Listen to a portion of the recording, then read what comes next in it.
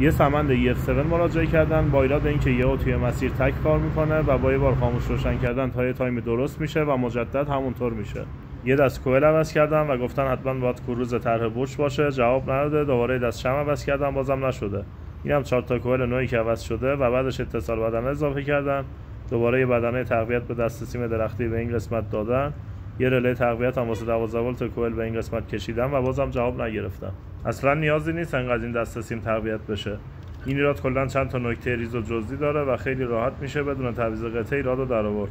یه دست سیم فابریک روی ماشین انداختیم و ایرادش رو درست کردیم.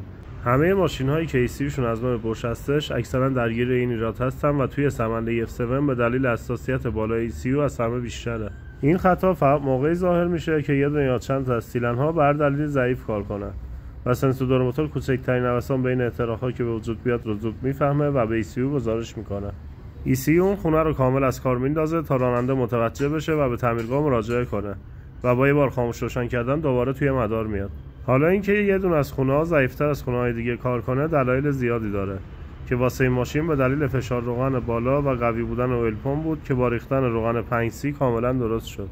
علتش هم تایپیت‌های این ماشینه که با فشار روغن پر میشه و موقعی که فشار روغن بالاست تایپیت‌ها زیاد پر میکنه و باعث میشه احتراق ناقص به وجود بیاد و ECU یه دونه یا چند تا از خونه‌ها رو قطع میکنه.